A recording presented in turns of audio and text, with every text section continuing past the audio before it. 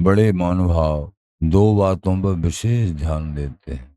सभी संप्रदायों का मत है, जिज्ञासे निरंतर नाम जप और अंतःकरण में चिंतन, परदोष अथवा मुख से किसी की निंदा करना, ये नहीं होना चाहिए।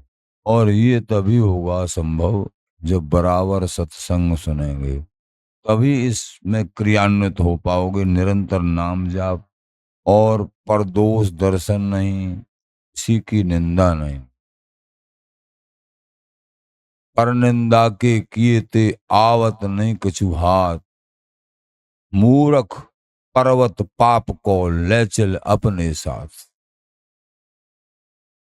कुछ भी हाथ नहीं आता है। कोई सिद्धांत में कोई समझ ना आए, थोड़ा समझ लो भाई कौन का संग करना, कौन का, इस तरीके से।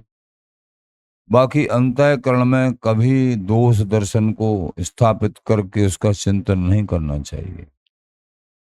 बिहारी दास सब सुधरे हैं जो मन सूधो हो। आचार्य शरण आज्ञा करते हैं सब सुधार हो जाएगा। साकत सूद मलेच्छ लो, चाहे शाक्त है, चाहे शूद्र है, चाहे मलेच्छ है, ये भी सुधर जाएंगे। ताकत सूद मलेच्छ लो, बुरा न कहिए कोई। पहले तो सिद्धांत वर्णन किया है महाराज ने कि व्यभिचार इनको संग तज, भजन अनन्य काम, कि इनका संग करना है, इनका संग छोड़ना है। ये संग छोड़ने के लिए, संग करने के लिए खूब ऐसा लगता है कि महाराज कहीं निंदा कर रहे हैं। नहीं, निंदा नहीं करते, ये सिद्धांत पक्ष है। कौन का संग करना चाहिए, कौन का संग नहीं करना चाहिए। फिर आखिर बोले साकत, ऐसा नहीं है कि तुम उनका ही चिंतन करते रहो, शाक्तों का या अन्य किसी का। चिंतन तो अपने इष्ट आचार्य गुरुदेव इनका करना। तो साकत सूद मले चलो, बुरा न कहिए कोई, किसी को बुरा नहीं कहना है। श्री बिहारी दास सब सुधरे हैं। आचार्य शरण कहते हैं कि सब सुधर जाएंगे अगर इनको सत्संग मिल जाए, कृपा हो जाए। जो मन सूधो हो, सत्संग के द्वारा मन सूधा होता है।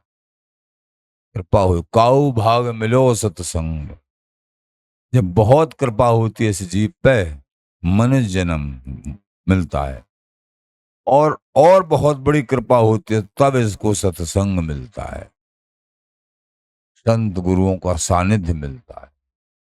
अब समझना चाहिए, ढंग से गुरुओं के रुख को पकड़ लिया तो उन जिन परंपरा से श्री गुरुदेव हैं, वो परंपरा की वस्तु इनको अवश्य ही प्राप्त होगी। अगर गुरु शरणारविंदों में अनन्य रति हो गई तो यही पैमाना है। तो हमको